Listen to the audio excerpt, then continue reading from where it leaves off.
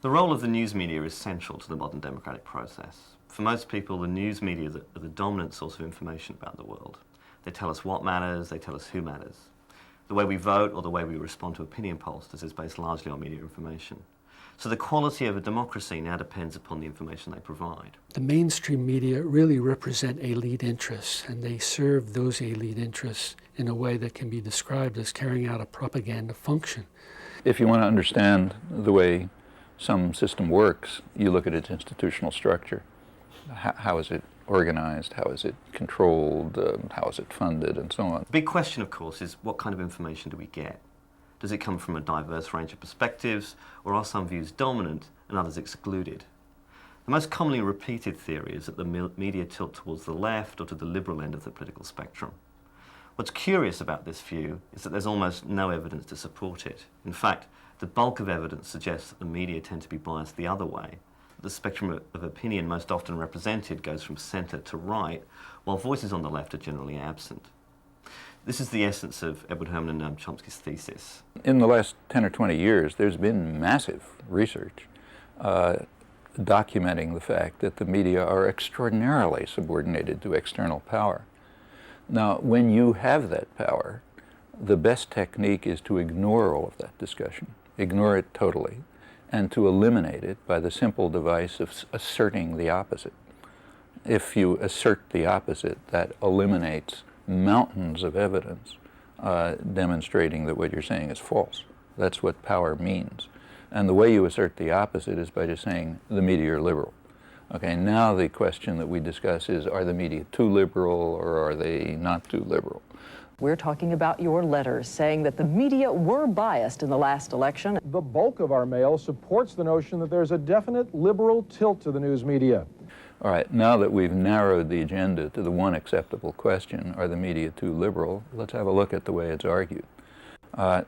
If you want to show that, you would look at the media product and you would try to demonstrate that it reflects a slant or a distortion supporting a liberal agenda. Nobody does this. That would take a little work, and besides, if you did it, you'd immediately fall on your face because it works the other way. So what's done is to produce a proposal which is so idiotic that you have to wonder at the cynicism of the people who are putting it forth and their contempt for the population. The proposal is the following. Let's ask how journalists vote. Okay, so we find, let's say, 80% of them vote Democratic. Okay, we've now proven the media are too liberal. That proves nothing. First of all, no matter what, even if the facts are right, it proves zero. You could find that 99% of the journalists are members of the Socialist Workers' Party, or some Maoist group, and that in itself would prove nothing about the media output. The issue is whether the media are free. Are the media, by their institutional structure, free to allow expression of opinion from whatever source and looking at any topic and so on and so forth? So if it turned out that 80% of journalists were part of one faction of the business party rather than another faction of the business party, would that tell you anything?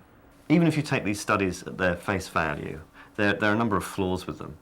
Perhaps the most important one is that they assume that it's the journalists, rather than the owners, the advertisers, the news shapers, or the newsmakers, who control the manufacture of news. That's a bit like saying that the workers on the factory floor decide what the car industry produces. It's long been understood, hundreds of years, that unless people are controlled, they're going to challenge power.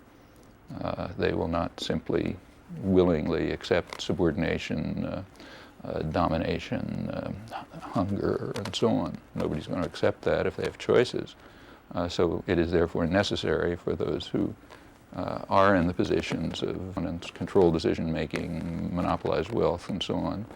It is necessary for them to somehow keep the population from their throats, as they put it.